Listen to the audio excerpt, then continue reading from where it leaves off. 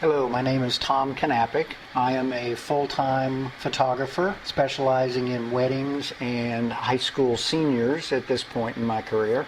My background, I was trained in photojournalism at North Texas State. That was back in the film days. I have carried that forward and am using that same skill set on weddings at this point in my career. I've been doing photography full-time since 2009. I have been doing it part-time since well before that. Our company was established officially in 2006, so I am doing nothing but photography for quite a while.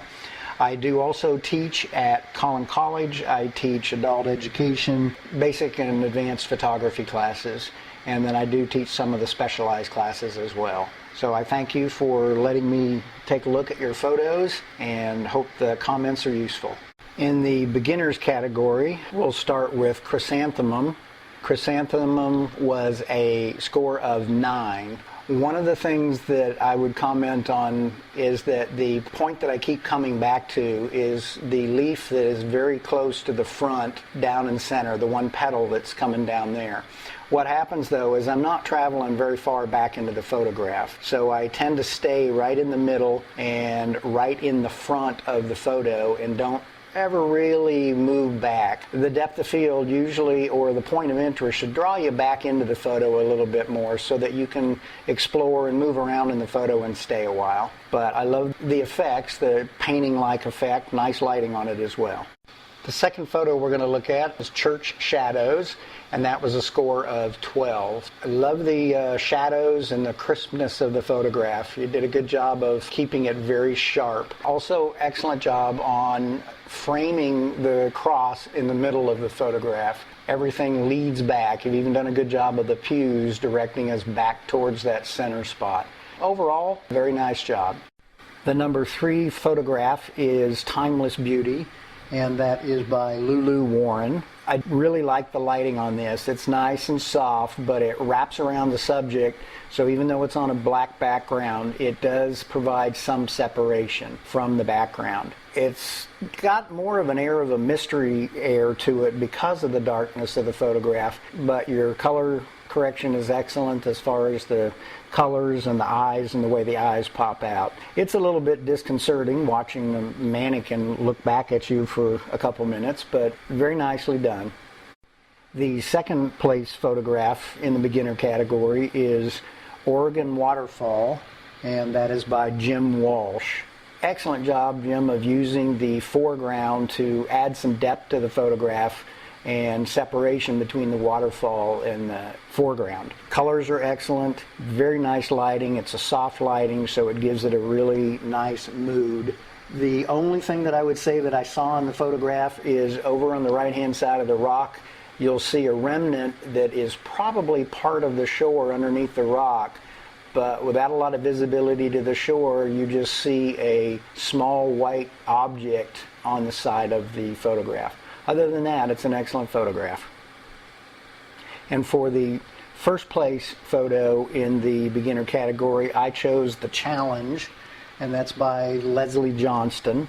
One thing I liked about this is that, it shows the intensity of the players, the mom and the son is what I'm assuming. So it captures their intensity and the entertainment that they're getting out of playing this game.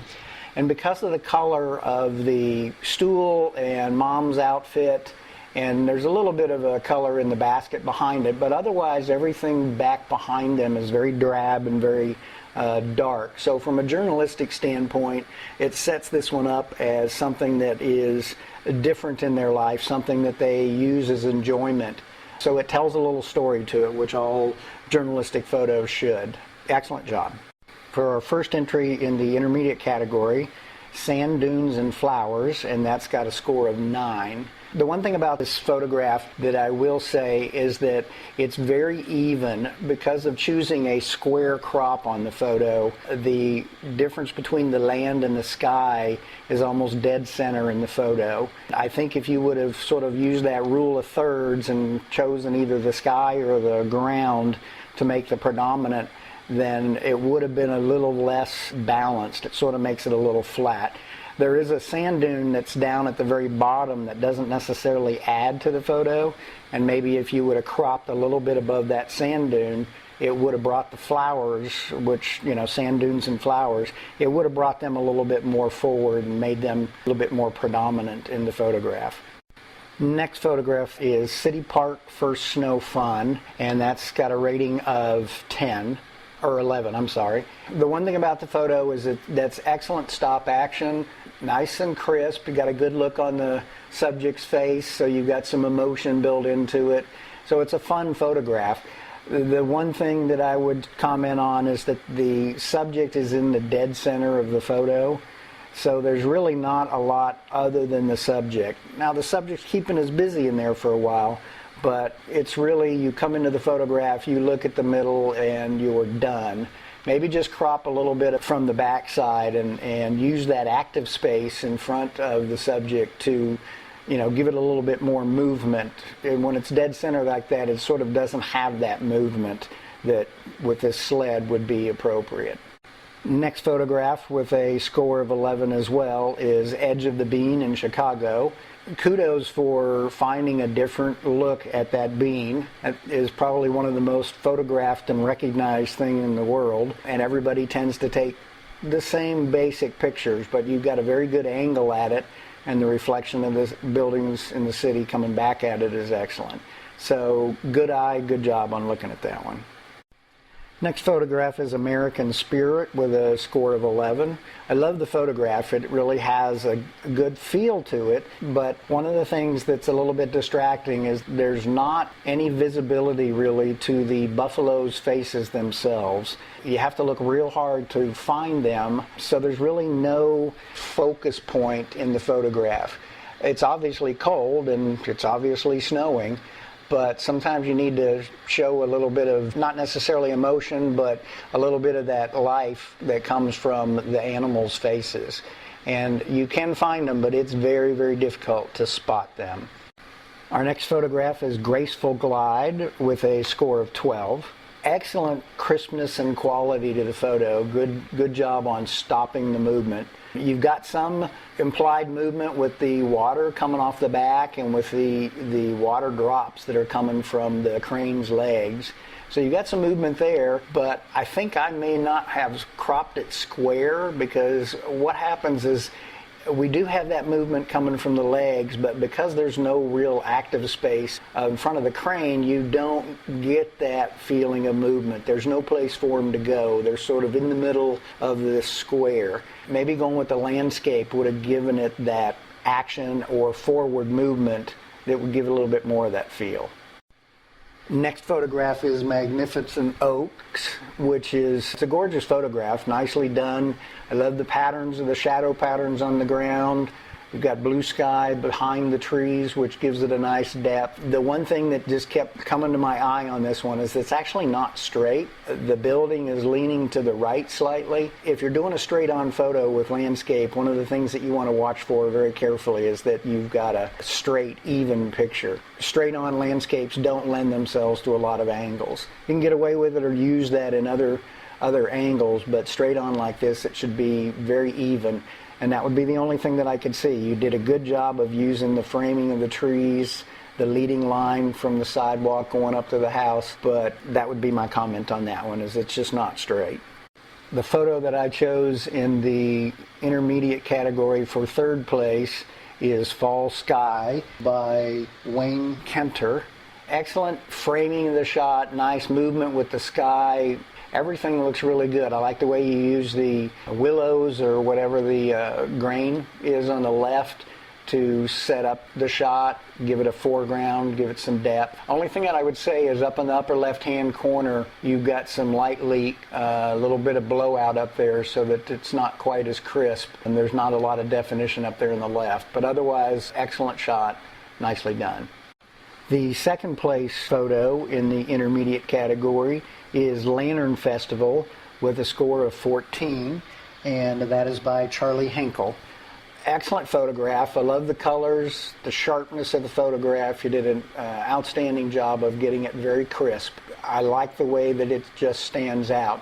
One of the risks of taking and putting a photo onto black background is you lose depth. It flattens the image. But the Ferris wheel in the background sets it out from the back, and the reflections that are up front set it out from the front. So very nice photograph, very well done. And the first place photo in the intermediate category is cleared for landing with a score of 14, and that's by Don Champlin. Very, very nice capture, Don. It was the crispness, I keep saying crispness, but that is important when you're doing landscape and photographs like that. It needs to be very sharp. And the face of the bird is extremely sharp, while the wings have a little bit of the blur so that you're showing some movement going on.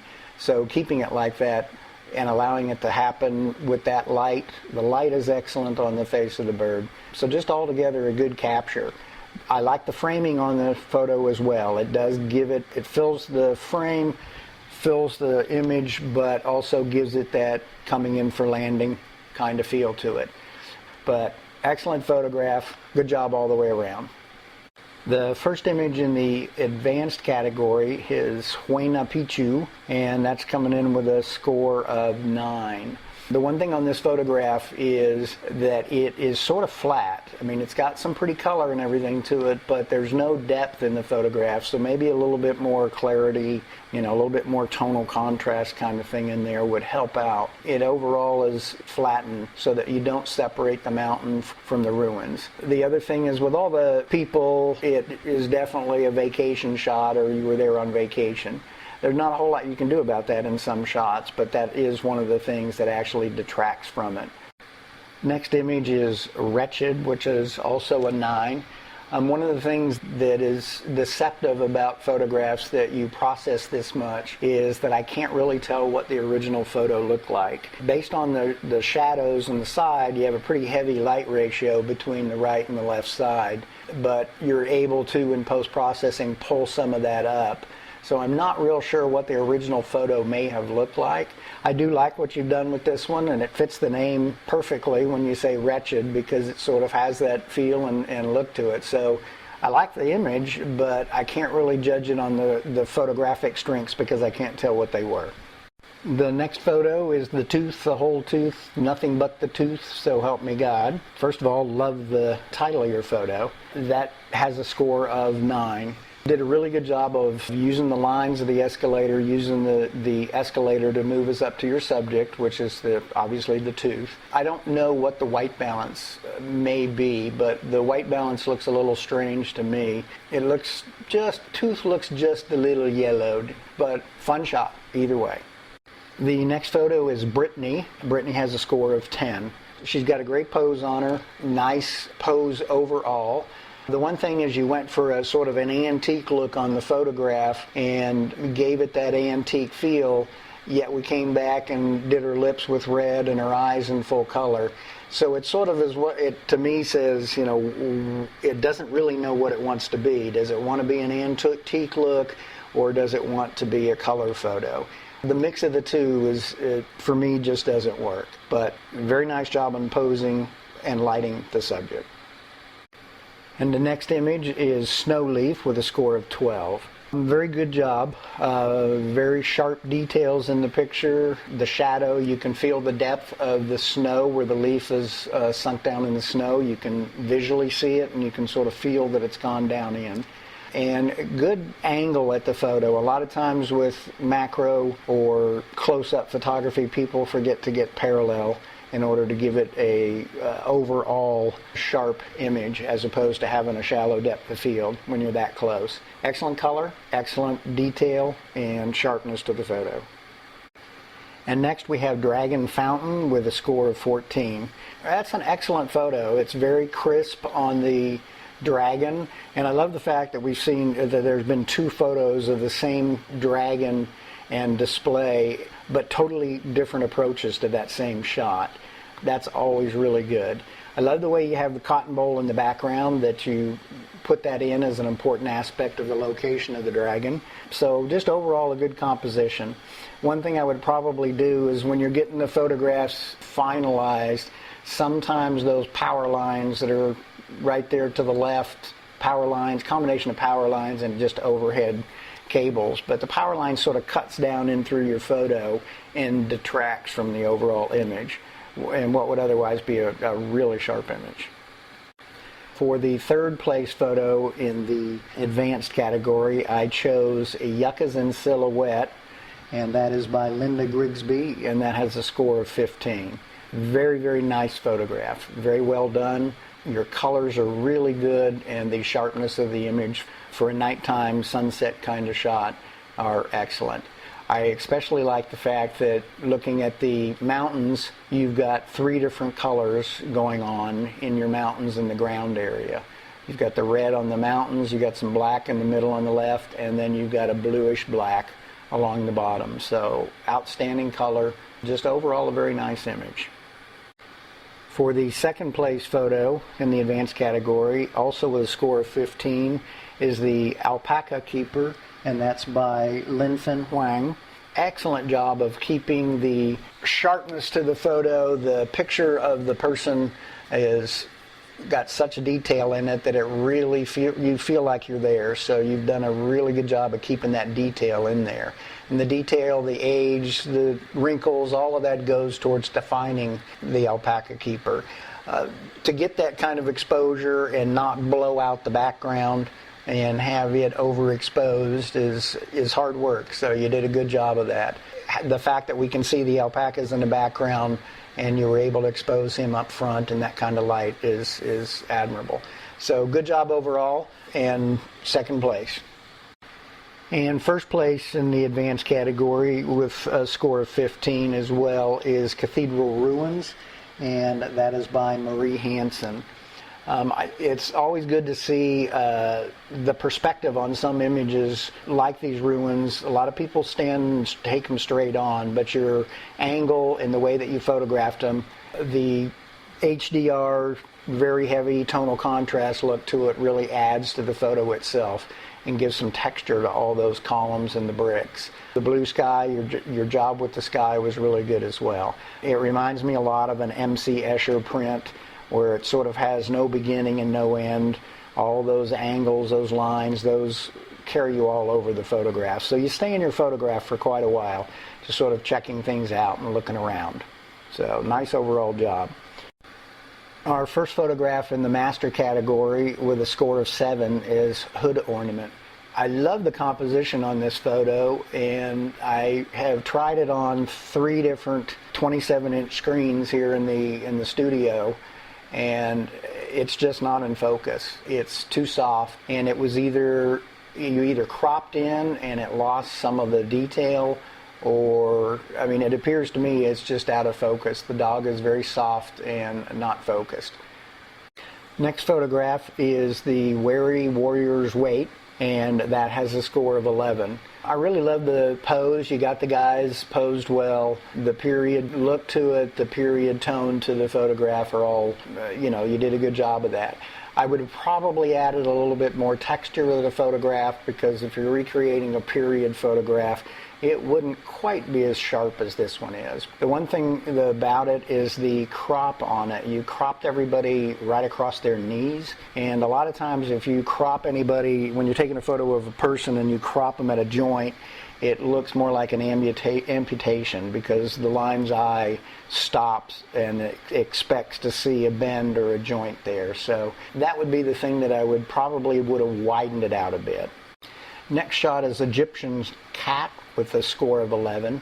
A really good job of controlling your depth of field. You've got a very shallow depth of field on there, so not sure what lens you were using, but it was very, very shallow, because the nose and the top of the forehead are already falling out.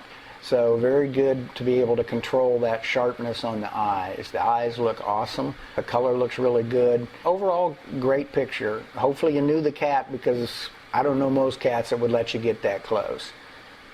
Next photo is Aspen with Autumn Colors, and that has a score of 11.